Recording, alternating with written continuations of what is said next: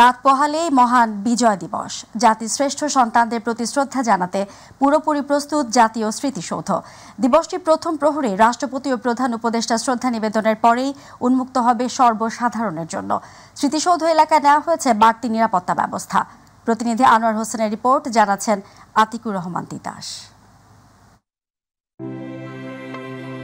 লাল সবুজের ইতিহাস ও মুক্তিযুদ্ধের কালের সাক্ষী ১০৮ একর জমির ওপর দাঁড়িয়ে আছে জাতীয় স্মৃতিসৌধ। রক্তিম সূর্যোদয়ের সঙ্গে সঙ্গেই রাষ্ট্রপতি ও প্রধান উপদেষ্টা সহ লাখো মানুষের ঢল নামবে এই স্মৃতিসৌধ প্রাঙ্গণে। ফুলের চাদরে ঢেকে যাবে শহীদ বেদি। জাতির শ্রেষ্ঠ সন্তানদের বিনম্র শ্রদ্ধা আর ভালোবাসায় স্মরণ করতে অপেক্ষায় প্রহর গুনছে সবাই। প্রতি বছরের মতো এবারও মহান বিজয় দিবস উপলক্ষে মাসব্যাপী অক্লান্ত পরিশ্রম আর নিবিড় যত্নে জাতীয় স্মৃতিসৌধকে পরিষ্কার পরিচ্ছন্নতার পাশাপাশি বাহারি রঙের ফুলে সাজিয়ে সুসজ্জিত করা হয়েছে। জাতীয় স্মৃতিসৌধে আমরা অনেক লোক যাবতীয় 1 মাস ধরে কাজ করতেছি, রং তুলির কাজ করিতেছি, এখানে পরিষ্কার পরিচ্ছন্নতার কাজ আমরা করিতেছি। আমরা এই যে ঝাড়ু দিয়ে তারপর গাছ মাছ উঠাইয়া পরিষ্কার করা হয়নি শেষ। যতগুলো লেখাজোখার কাজ আমি করতেছি, আমাদের কাজ প্রায় শেষের দিকে। জাতীয় স্মৃতিসৌধের গণপূর্ত বিভাগের পক্ষ থেকে জানানো হয়, বিশেষ এই দিনে দেশের সূর্য সন্তানদের স্মরণ করতে প্রস্তুতির কমতি নেই। নানা সাজে সাজানো হয়েছে পুরো স্মৃতিসৌধ এলাকা। শ্রদ্ধা গ্রহণে পুরোপুরি প্রস্তুত জাতীয় স্মৃতিসৌধ। সকল কার্যক্রম সম্পন্ন করেছি। সাভার স্মৃতিসৌধ মহামান্য রাষ্ট্রপতি, মাননীয় প্রধান উপদেষ্টা, মাননীয় উপদেষ্টা মণ্ডলী সহ লক্ষ লক্ষ জনতার শ্রদ্ধা নিবেদনের জন্য পুরোপুরি প্রস্তুত রয়েছে। প্রশাসনের পক্ষ থেকে নেওয়া হয়েছে নিশ্ছিদ্র নিরাপত্তা ব্যবস্থা। সিসিটিভির পাশাপাশি বাড়ানো হয়েছে গোয়েন্দা নজরদারি। গুরুত্বপূর্ণ স্থানগুলোতে বসানো হয়েছে ওয়াচ টাওয়ার। এই প্রোগ্রামের যে একটা বিশেষত্ব, যে এবারে ভিন্ন প্রেক্ষাপটে, এটা মাথায় রেখে আমরা পুরা নিরাপত্তা ব্যবস্থাকে সাজিয়েছি। এখান থেকে যাওয়ার পরেও যাতে একটা ভালো সুশৃঙ্খল পরিবেশ থাকে, নিরাপত্তা থাকে, সে ব্যবস্থাও আমরা রেখেছি। আমাদের সেদিন আগের দিন রাত থেকে পরের দিন পর্যন্ত অর্থাৎ 24 ঘন্টা অফিসার ফোর্স মোতায়েন থাকবে। যাদের প্রাণের বিনিময়ে অর্জিত এই বাংলাদেশ, তাদের স্মরণ হোক প্রতিটি দিনেই, এমনটাই প্রত্যাশা সবার। আতিকুর রহমান তিতাস, মাই টিভি। আওয়ামী লীগ নেতাকর্মীদের গ্রেফতার অভিযান আরও জোরদারের সিদ্ধান্ত নেওয়া হয়েছে বলে জানিয়েছেন স্থানীয় সরকার উপদেষ্টা আসিফ মাহমুদ সজীব ভুঁইয়া। সচিবালয়ে আইন শৃঙ্খলা সংক্রান্ত উপদেষ্টা কমিটির বৈঠক শেষে একথা জানান তিনি। আর স্বরাষ্ট্র উপদেষ্টা জাহাঙ্গীর আলম চৌধুরী জানান, 16, 25 এবং 31 ডিসেম্বর নিরাপত্তা নিয়ে আলোচনা হয়েছে বৈঠকে। রাকিব হাসান আছেন বিস্তারিত রিপোর্টে। স্বরাষ্ট্র উপদেষ্টা লেফটেন্যান্ট জেনারেল অবসরপ্রাপ্ত জাহাঙ্গীর আলম চৌধুরীর সভাপতিত্বে সচিবালয়ে অনুষ্ঠিত হয় আইনশৃঙ্খলা সংক্রান্ত উপদেষ্টা কমিটির বৈঠক। বৈঠক শেষে আলোচনার বিষয়বস্তু তুলে ধরেন স্বরাষ্ট্র উপদেষ্টা। তিনি জানান, আইনশৃঙ্খলা পরিস্থিতি আরও উন্নত করার সিদ্ধান্ত নেওয়া হয়েছে। আইনশৃঙ্খলা পরিস্থিতি যে অবস্থা আছে, এটা থেকে আরও উন্নতি করতে হবে এবং যে কোনো পরিস্থিতিতে আইনশৃঙ্খলা আরও উন্নতি করতে হবে এবং এই যে 16ই ডিসেম্বর সবাই যেন ভালোভাবে উদযাপন করতে পারে, এই ব্যবস্থা আমাদের করতে হবে। দেশে ছিনতাই বেড়ে গেছে স্বীকার করে শেষ রাতে পুলিশের পেট্রোলিং বাড়িয়ে দেওয়ার নির্দেশনাও দেন স্বরাষ্ট্র উপদেষ্টা। ঢাকা শহরে একটু ছিনতাই বেড়ে গেছে, এই জন্য আমরা পুলিশের ইনস্ট্রাকশন দিয়েছি, শেষ রাতে সাধারণত ছিনতাইটা হয়, শেষ রাতে যেন পেট্রোলিংটা বাড়াই দেওয়া হয়। এ সময় সাংবাদিকদের প্রশ্নের জবাবে স্থানীয় সরকার উপদেষ্টা আসিফ মাহমুদ সজীব ভুঁইয়া জানান, আওয়ামী লীগ নেতাকর্মীদের নানা অপতৎপরতার পরিপ্রেক্ষিতে গ্রেফতারি অভিযান আরও জোরদার করার সিদ্ধান্ত হয়েছে। গ্রেফতার অভিযান বৃদ্ধি করার ব্যাপারে আমরা কিছু অ্যাক্টিভিটি গত কিছুদিন লক্ষ্য করেছি, তার ভিত্তিতে গ্রেফতার অভিযান আরও এক্সপার্টাইট করার ব্যাপারে সিদ্ধান্ত হয়েছে। বিগত সরকারের দোসররা এখনও বিভিন্ন গোষ্ঠীকে উস্কে দেওয়ার পাশাপাশি ফাইন্ডিং করছেন বলে অভিযোগ করেন স্থানীয় সরকার উপদেষ্টা। বিগত ফ্যাসিস্ট সরকারের যারা বাইরে আছেন এবং এখনও নানাভাবে বিভিন্ন গোষ্ঠীকে উস্কানি দেওয়ার চেষ্টা করছেন, বিভিন্ন জায়গায় ফান্ডিং করছেন এবং মিছিল করার চেষ্টা করছেন। আপনারা দেখেছেন গতকালকেও কয়েকজনকে অ্যারেস্ট করা হয়েছে এবং দেশকে অস্থিতিশীল করার ষড়যন্ত্র করে যাচ্ছেন। যাদের নামে মামলা আছে, সুস্পষ্ট অভিযোগ আছে, তাদেরকে গ্রেফতার করা হবে। রাকিব হাসান, মাই টিভি, ঢাকা। বিএনপির ভারপ্রাপ্ত চেয়ারম্যান তারেক রহমান বলেছেন, রাষ্ট্র মেরামতের জন্য অন্তর্বর্তী সরকারের কতদিন লাগবে তা জানার অধিকার জনগণের রয়েছে। তিনি বলেন, নির্বাচনের রোডম্যাপের কথা শুনলে উপদেষ্টাদের চেহারায় অস্বস্তি দেখা দিলে সেটি হবে গণবিরোধী। মহান বিজয় দিবস উপলক্ষে বিএনপির আলোচনা সভায় ভার্চুয়ালি যুক্ত হয়ে তিনি এসব কথা বলেন। বিস্তারিত রিপোর্টে ইউসুফ আলী। মহান বিজয় দিবস উপলক্ষে রাজধানীর ইঞ্জিনিয়ার্স ইনস্টিটিউশনে আলোচনা সভার আয়োজন করে বিএনপি। অনলাইনে যুক্ত হয়ে শহীদ মুক্তিযোদ্ধাদের স্মরণ করে বিএনপির ভারপ্রাপ্ত চেয়ারম্যান তারেক রহমান বলেন, যে স্বপ্ন নিয়ে দেশের মানুষ যুদ্ধ করেছেন তা যে কোনো মূল্যে বাস্তবায়ন করতে হবে। স্বাধীনতার জন্য আত্মত্যাগকারী বীর মুক্তিযোদ্ধাদের প্রতি জানাই গভীর শ্রদ্ধা। 1971 সালে বীর মুক্তিযোদ্ধারা বাংলাদেশ স্বাধীন করেছিলেন। তবে তাবেদার অপশক্তি বারবারই স্বাধীন বাংলাদেশকে বিপথে নেবার ষড়যন্ত্র অব্যাহত রেখেছিল। কেউ স্বৈরাচার কিংবা ফ্যাসিস্ট হতে চাইলে তার কাছে সংবিধান কিংবা প্রবিধান বাধা হয়ে দাঁড়াতে পারে না বা দাঁড়ায় না, বরং রাষ্ট্রের প্রচলিত বিধিবিধানকে উপেক্ষা করেই কোনো একজন শাসক স্বৈরাচার কিংবা ফ্যাসিস্ট হয়ে ওঠে। সুতরাং রাষ্ট্র এবং সরকারকে স্বৈরাচার বা ফ্যাসিবাদ থেকে সুরক্ষিত রাখতে চাইলে সুসংবদ্ধ বিধিবিধানের চেয়েও রাষ্ট্র রাজনীতির প্রতিদিনের কার্যক্রমে, নাগরিক জীবনের প্রতিদিনের চালচিত্রে গণতান্ত্রিক রাজনৈতিক সংস্কৃতির চর্চা অত্যন্ত বেশি জরুরি। সুখী সমৃদ্ধ বাংলাদেশ গড়তে জনগণের প্রত্যাশা অনুযায়ী কাজ করতে হবে বলেও মনে করেন তিনি। অন্তর্বর্তীকালীন সরকারের আগামী দিনের কর্ম পরিকল্পনার রোডম্যাপ ঘোষণার কথা শুনলেই যদি উপদেষ্টাদের চেহারায় অস্বস্তির ছাপ ফুটে ওঠে, সেটি হবে অবশ্যই গণ আকাঙ্ক্ষা বিরোধী। সরকার তাদের সকল কার্যক্রমের মাধ্যমে জনগণের কাছে যত বেশি স্বচ্ছ থাকবে, জনগণও সরকারের প্রতি তত বেশি সমর্থনের হাত প্রসারিত রাখবে। ইউসুফ আলী, মাই টিভি, ঢাকা। বিএনপি মহাসচিব মির্জা ফখরুল ইসলাম আলমগীর বলেছেন, 31 দফার পরে আর কোনো সংস্কার থাকতে পারে না।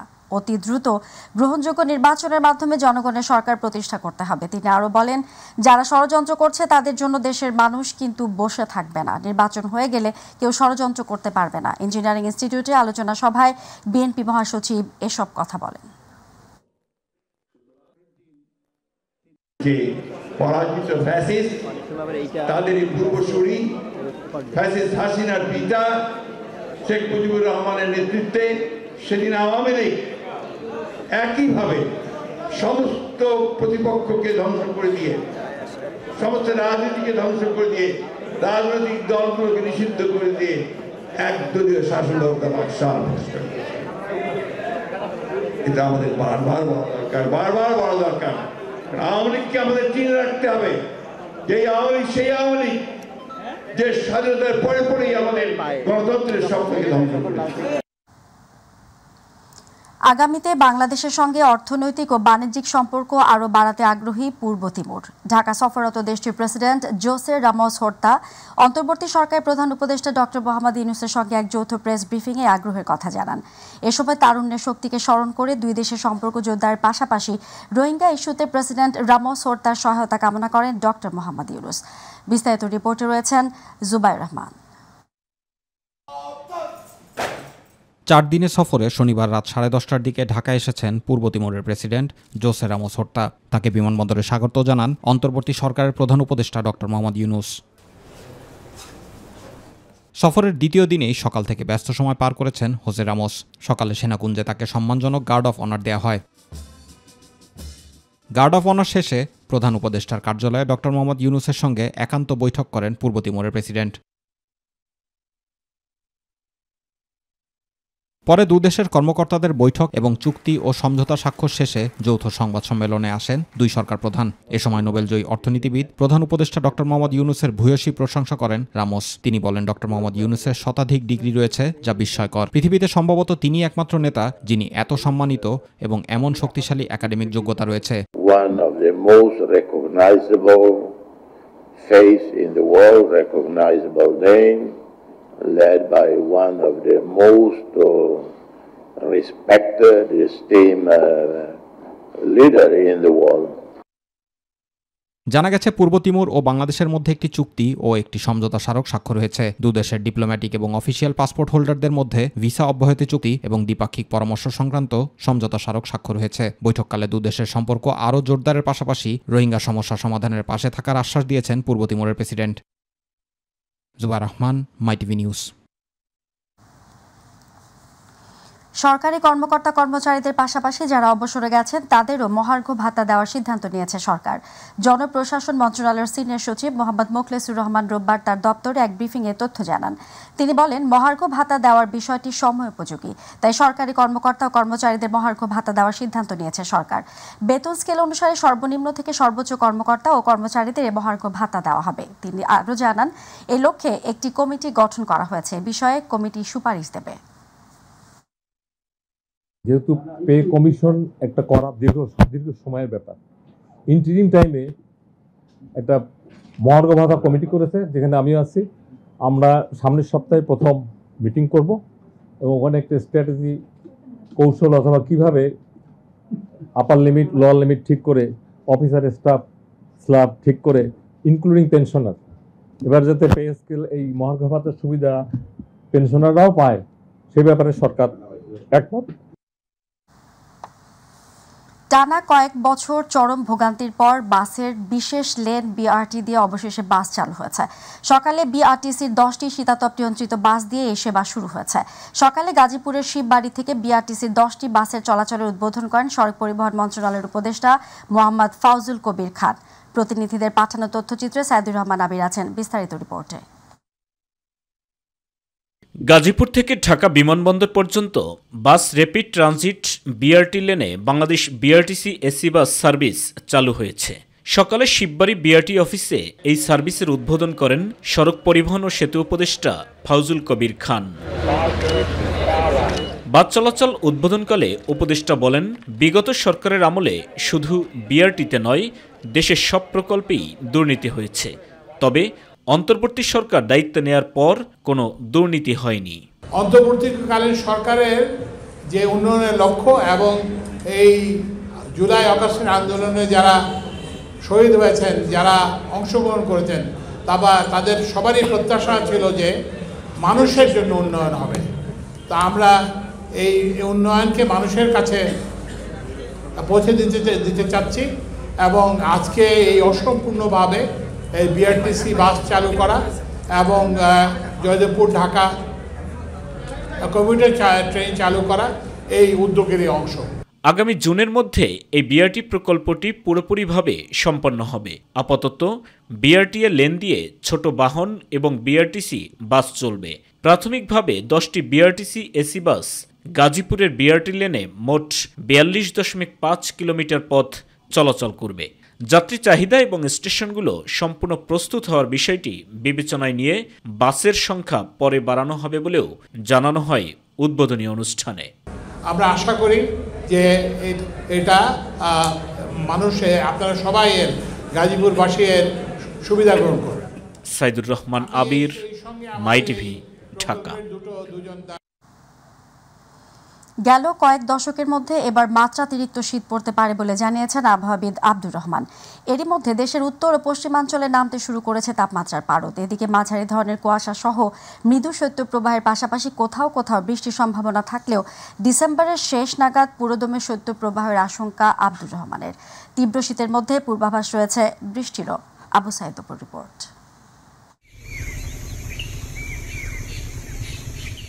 গেল কয়েক যুগের ইতিহাস ভেদ করে এবার মাত্রাতিরিক্ত শীত পড়তে পারে বলে জানিয়েছেন আবহাওয়াবিদ আব্দুর রহমান। এখন পর্যন্ত আমাদের যে বিভিন্ন গবেষণা বা আমাদের যে প্রেডিকশন আছে সেই প্রেডিকশন অনুযায়ী মোটামুটি গত বছর বা তার আগের যে বছরগুলোতে মোটামুটি শীতকাল আমাদের দেশে আমরা যে ধরনের শীত অনুভব করতাম তার চাইতে হয়তো কিছুটা শীত বেশি হওয়ার সম্ভাবনা আছে। তিনি বলেন, অতীতের চেয়ে এবার শীতের তীব্রতা বাড়তে পারে, তবে মাঝারি ধরনের কুয়াশা সহ মৃদু শৈত্যপ্রবাহের পাশাপাশি কোথাও কোথাও বৃষ্টির সম্ভাবনা থাকলেও ডিসেম্বরের শেষ নাগাদ পুরোদমে শৈত্যপ্রবাহের আশঙ্কা করছেন এই আবহাওয়াবিদ। কোথাও কোথাও হালকা এবং কোথাও কোথাও মাঝারি ধরনের কুয়াশা বিদ্যমান আছে এবং সেই ধরনের কুয়াশা আপাতত কয়েকদিন বিদ্যমান থাকবে। তবে আগামী 20 তারিখের পর থেকে দেশের কোনো অংশে হালকা থেকে মাঝারি ধরনের বৃষ্টিপাতের সম্ভাবনা আছে। এসব অঞ্চলে দু এক জায়গাতে মৃদু ধরনের শৈত্যপ্রবাহ বয়ে যাওয়ার সম্ভাবনা আছে। পাশাপাশি তেঁতুলিয়া ও চুয়াডাঙ্গায় তাপমাত্রা হ্রাস পেয়ে 25 থেকে কমে দাঁড়িয়েছে 9.3 ডিগ্রি সেলসিয়াসে বলে জানান আবহাওয়াবিদ আব্দুর রহমান। আমরা দেশে যে সর্বনিম্ন তাপমাত্রা আজ রেকর্ড করেছি চুয়াডাঙ্গা এবং তেঁতুলিয়াতে 9.3 ডিগ্রি সেলসিয়াস। তবে আগামী যে রাত আসছে আমাদের সামনে, এই রাতেও তাপমাত্রা কিছুটা কমের দিকে থাকার সম্ভাবনা আছে, বিশেষ করে দেশের উত্তর এবং উত্তর পশ্চিমের যে অঞ্চলগুলোতে। অবস্থিত মাই টিভি, ঢাকা। সেন্ট মার্টিন ভ্রমণে সরকারের বিধি নিষেধকে কেন অবৈধ ঘোষণা করা হবে না জানতে রুল জারি করেছেন হাইকোর্ট। আগামী 4 সপ্তাহের মধ্যে রুলের জবাব দিতে বলা হয়েছে। রোববার বিচারপতি ফাহমিদা কাদের ও বিচারপতি মুবিনা আসাফের সমন্বয়ে গঠিত হাইকোর্ট বেঞ্চ এ আদেশ দেন। গত 18 অক্টোবর পরিবেশ মন্ত্রণালয় সচিবের কাছে সেন্ট মার্টিন দ্বীপে যাতায়াতে আরোপিত নিষেধাজ্ঞা প্রত্যাহার চেয়ে আবেদন করেন ওই এলাকার বাসিন্দা আব্দুল মালেক। আবেদনে বলা হয়, পরিবেশ উপদেষ্টা সৈয়দা রিজওয়ানা হাসানের উপস্থিতিতে সিদ্ধান্ত হয় যে নভেম্বর মাসে পর্যটকরা দিনের বেলা সেন্ট মার্টিন যাওয়ার অনুমতি পেলেও রাত্রি যাপন করতে পারবেন না। এসব সিদ্ধান্তের ফলে সেন্ট মার্টিনে বসবাসরতদের কর্মসংস্থান সীমিত হয়ে গেছে। এজন্য জরুরি ভিত্তিতে নিষেধাজ্ঞা প্রত্যাহার করা জরুরি। এই আবেদনের পরও ব্যবস্থা না নেওয়ায় হাইকোর্টে রিট করেন আব্দুল মালেক। এই সিদ্ধান্তটা নিয়েছে এবং আমরা আদালতকে প্রাথমিকভাবে স্যাটিসফাই করতে পারছি যে মেমোটার ইলিগাল এবং আইনগত কোনো ভিত্তি নাই। আমরা সংক্ষুব্ধ হয়ে এই ইন্টারিম মেমো যেটা পরিবেশ মন্ত্রণালয় জারি করেছে সেটার বিরুদ্ধে মহামান্য হাইকোর্টের শরণাপন্ন হয়েছি, আশ্রয় নিয়েছি এবং ওনারা আমাদের এই আবেদনের উপরে সন্তুষ্ট হয়ে আজকে একটা রুল জারি করেছেন। হজ এজেন্সিস অ্যাসোসিয়েশন হাবে বাণিজ্য মন্ত্রণালয়ের যুগ্ম সচিব মোহাম্মদ দাউদুল ইসলামের নিয়োগকে অবৈধ বলে রায় দিয়েছেন হাইকোর্ট। রোববার বিচারপতি ফাতেমা নাজিব ও বিচারপতি শিকদার মাহমুদুর রহমানের হাইকোর্ট বেঞ্চ এ বিষয়ে দেয়া রুলের নিষ্পত্তি করে রায় প্রদান করেন। হজ এজেন্সিস অ্যাসোসিয়েশন অব বাংলাদেশের হাব 2024-26 মেয়াদের কার্যনির্বাহী পরিষদের এম শাহাদাত হোসেন তসলিম সভাপতি ও ফারুক আহমেদ সর্দার মহাসচিবের দায়িত্ব পালন করছেন। 5 আগস্ট শেখ হাসিনা সরকারের পতন ও পরবর্তীত রাজনৈতিক প্রেক্ষাপটে হাবের কার্যক্রম পরিচালনায় অন্তর্বর্তী সরকার হাবের তসলিম ফারুকের কার্যনির্বাহী কমিটি বাতিল করে বাণিজ্য মন্ত্রণালয়ের যুগ্ম সচিব মোহাম্মদ দাউদুল ইসলামকে হাবের প্রশাসক নিয়োগ দিয়েছেন। পরে এই নিয়োগ বাতিল চেয়ে রিট হলে প্রশাসকের নিয়োগের বৈধতা নিয়ে রুল দেয় হাইকোর্ট। একই সঙ্গে নির্বাচিত কমিটি দায়িত্ব পালন করবেন বলে রায় জানিয়ে দেওয়া হয়। আমরা দেখিয়েছি যে হাইকোর্ট ডিভিশনের আদেশের ভিত্তিতে 3টি এজিএমএই আমরা সময় মতো করেছি। হাইকোর্ট ডিভিশনের আদেশের বাইরে আমরা যাই নাই। এই সমস্ত যুক্তিকে গ্রহণ করে মাননীয় হাইকোর্ট বিভাগ বলেছেন তাহলে প্রশাসক নিয়োগের যে আদেশ এটিকে অবৈধ ঘোষণা করা হলো এবং এর কোনো কার্যকারিতা থাকলো না। বিডিআর হত্যা নিয়ে 2টি মামলা বিচারাধীন থাকায় আপাতত কমিশন গঠনের সিদ্ধান্ত থেকে সরকার সরে এসেছে বলে হাইকোর্টকে জানিয়েছে স্বরাষ্ট্র মন্ত্রণালয়। বিচারপতি ফারা মাহবুব ও বিচারপতি দেবাশিস রায়চৌধুরী নেতৃত্বাধীন হাইকোর্ট বেঞ্চকে এ তথ্য জানান ডেপুটি অ্যাটর্নি জেনারেল তানিম খান। এর আগে বিডিআর হত্যার পুরো ঘটনার তদন্তে কমিশন গঠনের কথা বললেও আজ এমন তথ্য জানিয়েছে স্বরাষ্ট্র মন্ত্রণালয়। পিলখানায় বিডিআর সদর দপ্তরে 2009 সালের 25 ও 26 ফেব্রুয়ারি বিদ্রোহের ঘটনায় 57 জন সেনা কর্মকর্তা সহ 74 জন হত্যাকাণ্ডের শিকার হন। সিআইডি তদন্ত শেষে হত্যা মামলায় 23 বেসামরিক ব্যক্তি সহ প্রথমে 824 জনের বিরুদ্ধে অভিযোগপত্র দাখিল করে। এছাড়া বিস্ফোরক আইনে করা মামলায় 808 জনের বিরুদ্ধে অভিযোগপত্র দেয়। পরে আরও 26 জনকে অভিযুক্ত করে মোট 834 জনের বিরুদ্ধে সম্পূরক অভিযোগপত্র দেয়া হয়। এই প্রেক্ষাপটে আইনগতভাবে যদি কোনো বাধা থাকে সেটা আমরা কোর্টে দেখব, কিন্তু কমিটি একটা গঠন হয়ে অ্যাডমিনিস্ট্রেটিভ তদন্ত হতে পারে না, এটা আসলে মেনে নেওয়া যায় না। জনপ্রশাসন সংস্কারের লক্ষ্যে প্রস্তাবনা দিয়েছে বিএনপি। প্রশাসনকে ঢেলে সাজানোর পাশাপাশি বিভিন্ন প্রস্তাব রেখেছে দলটি। সকালে বিএনপি গঠিত জনপ্রশাসন সংস্কার কমিটির সদস্য ও বিএনপি চেয়ারপারসনের উপদেষ্টা কাউন্সিলের সদস্য ইসমাইল জবিউল্লাহর নেতৃত্বে একটি দল জনপ্রশাসন মন্ত্রণালয়ের সিনিয়র সচিব ডক্টর মোখলেসুর রহমানের কাছে এ প্রস্তাবনা পত্র জমা দেন। এ সময় ডক্টর মোখলেসুর রহমান জানান, সরকারি কর্মকর্তা ও কর্মচারীদেরকে সরকার মহার্ঘ ভাতা দেওয়ার সিদ্ধান্ত নিয়েছে। এর ফলে কর্মকর্তা কর্মচারীরা মূল বেতনের সঙ্গে আরও কিছু আর্থিক সুবিধা পাবেন। আমরা বলেছি ডিস্ট্রিক্ট ফিট লিস্ট করা হোক, কিন্তু সংস্কার তো আসলে এবারের ফিট লিস্ট কেমন হবে এটা তো সংস্কার, এটাও এবারের একটা আইসোলেটেড ইভেন্ট, তাই না? সংস্কারের কথা আমরা বলেছি, যেমন স্পেশাল, যেমন আপনার ডিসি ফিট লিস্টের সময় পার্সোনাল লাইকিং অ্যান্ড ডিসলাইকিং যেন ওয়ার্ক না করে, কারণ DC is a very important force for the district. Bangladesh Jamaat ইসলামী ঢাকা মহানগর দক্ষিণ নায়েবে আমির অ্যাডভোকেট ডক্টর হেলাল উদ্দিন বলেছেন, ভারত কখনো বাংলাদেশের কল্যাণ চায়নি। স্বাধীনতা 53 বছর আগে বাঙালির পাশে দাঁড়িয়েছিল ঠিকই, কিন্তু তারা স্বার্থ উদ্ধার করাই ছিল মূল লক্ষ্য। জাতীয় প্রেস ক্লাবের সামনে ভারতীয় আধিপত্যবাদের বিরুদ্ধে জাতীয় ঐক্যের দাবিতে ও মহান বিজয় দিবস পালন উপলক্ষে এক নাগরিক সমাবেশে বিশেষ অতিথির বক্তব্যে তিনি এসব কথা বলেন। তিনি আরও বলেন, শেখ হাসিনা ভারত পালিয়ে যাওয়ায় এখন দেশটির মিডিয়া বাংলাদেশের বিরুদ্ধে যে প্রোপাগান্ডা চালাচ্ছে, ঐক্যবদ্ধভাবে তা মোকাবেলা করতে হবে। প্রতিবেশী সুলভ আচরণ না করে, তারা যদি উস্কানি দেয়, তারা যদি বাংলাদেশের সেই আমাদের আগরতলার উপ হাই কমিশনে হামলা করেছে, তারা আমাদের জাতীয় পতাকায় আগুন দিয়েছে, যা আপনারা বাংলাদেশের জাতীয় পতাকায় আগুন দেন নাই, আপনারা বাংলাদেশের 18 কোটি মানুষের হৃদয়ের ভিতরে আগুন দিয়েছেন। ঐতিহাসিক সোহরাওয়ার্দী উদ্যানে আগামী বছর 11 জানুয়ারিতে অনুষ্ঠিত হতে যাচ্ছে আমার বাংলাদেশ পার্টির জাতীয় কাউন্সিল। রাজধানীর পল্টনে কেন্দ্রীয় কার্যালয় এক প্রেস ব্রিফিংয়ে এমন ঘোষণা দেন দলের সাধারণ সম্পাদক মুজিবুর রহমান মঞ্জু। আর এর মাধ্যমে সোহরাওয়ার্দী উদ্যান বরাদ্দ নিয়ে বাংলাদেশ খেলাফত মজলিসের সাথে এবি পার্টির সৃষ্ট জটিলতার অবসান হলো বলে জানান মুজিবুর রহমান মঞ্জু। পূর্ব নির্ধারিত তারিখ অনুযায়ী 28 ডিসেম্বর একই স্থানে খেলাফত মজলিসের সমাবেশ অনুষ্ঠিত হবে বলেও যৌথ সংবাদ সম্মেলনে জানান খেলাফত মজলিসের শীর্ষ নেতা আহমদ আব্দুল কাদের।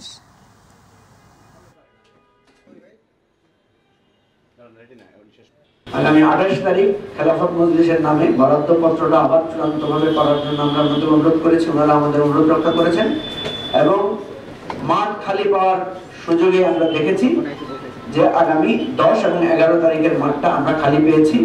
জানুয়ারি 2025 আমাদের জাতীয় কাউন্সিল আগামী 11 জানুয়ারি 2025 সোহরাওয়ার্দী উদ্যানে আমাদের জাতীয় কাউন্সিল অনুষ্ঠিত হবে। খাদ্য মন্ত্রণালয়ের উপদেষ্টা আলী ইমাম মজুমদার বলেছেন, খাদ্য বিভাগের বিধি বিধান নাটকীয়ভাবে পরিবর্তন করা সম্ভব নয়, সরকারকে সময় দিতে হবে। দুপুরে নীলফামারী সার্কিট হাউসে অনুষ্ঠিত রংপুর বিভাগে চলতি আমন ধান চাল সংগ্রহ অভিযানের লক্ষ্যমাত্রা অর্জন বিষয়ক মত বিনিময় সভা শেষে সাংবাদিকদের তিনি কথা বলেন। আগামী জানুয়ারি মাসের মধ্যে খাদ্যশস্য সংগ্রহে রংপুর বিভাগের লক্ষ্যমাত্রা ছড়িয়ে যাবে বলে মন্তব্য করেন এই খাদ্য উপদেষ্টা। তিনি আরও বলেন, কৃষি প্রধান এই বিভাগ থেকে অন্যান্য জেলার চাহিদা মেটাতে খাদ্যশস্য সংগ্রহ করা হবে। জানাবো প্রবাসের সংবাদ।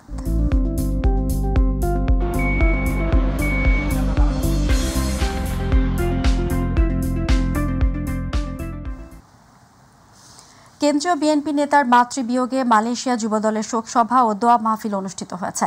মালয়েশিয়ার প্রতিনিধি আশরাফুল মামুন জানান, কেন্দ্রীয় বিএনপির জাতীয় নির্বাহী কমিটির তথ্য ও প্রযুক্তি বিষয়ক সম্পাদক প্রফেসর AKM ওয়াহিদুজ্জামান অ্যাপেলের মাতা আশরাফুন নেসার মৃত্যুতে গতকাল বাদ মাগরিব কুয়ালালামপুরের মসজিদ আল বোখারিতে শোকসভা ও দোয়া মিলাদ মাহফিলের আয়োজন করে যুবদল মালয়েশিয়া।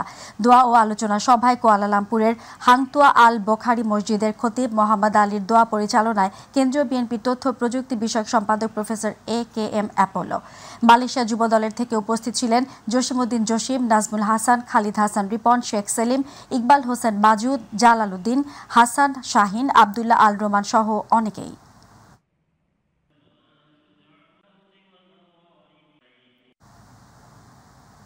সৌদি আরবের দাম্মামে রিয়াদ বাংলাদেশ দূতাবাসের চার্জ দ্য অ্যাফেয়ার্স SM রাকিবুল্লাহকে বিদায় সংবর্ধনা দিয়েছে দাম্মাম বাংলাদেশ ইন্টারন্যাশনাল স্কুল কর্তৃপক্ষ। দাম্মাম বাংলাদেশ ইন্টারন্যাশনাল স্কুলের একটি হল রুমে এই অনুষ্ঠান অনুষ্ঠিত হয়। দাম্মাম থেকে প্রতিনিধি রাহুল পারভেজ জানান, প্রকৌশলী আইনুল ইসলামের সভাপতিত্বে ও রাশেদুল ইসলামের সঞ্চালনায় অনুষ্ঠানে প্রধান অতিথি ছিলেন রিয়াদ বাংলাদেশ দূতাবাসের চার্জ দ্য অ্যাফেয়ার্স ও মিশন প্রধান SM রাকিবুল্লাহ। বিশেষ অতিথি ছিলেন স্কুল পরিচালনা পর্ষদের admin director Ilias Hossain, finance director ASM Jabed, principal doctor GM Nizamuddin. শিক্ষকদের মধ্যে মোজাম্মেল হক, মুখলিসুর রহমান, নিগার সুলতানা, সেলিনা আক্তার সহ আরও অনেকে উপস্থিত ছিলেন।